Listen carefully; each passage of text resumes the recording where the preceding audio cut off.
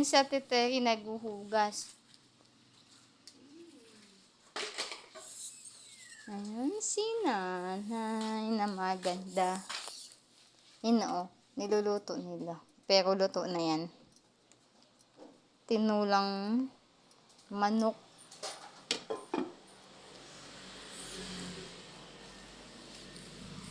Yan.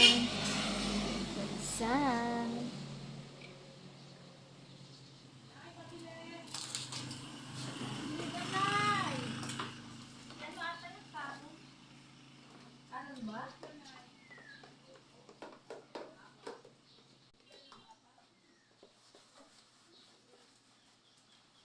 Yan guys.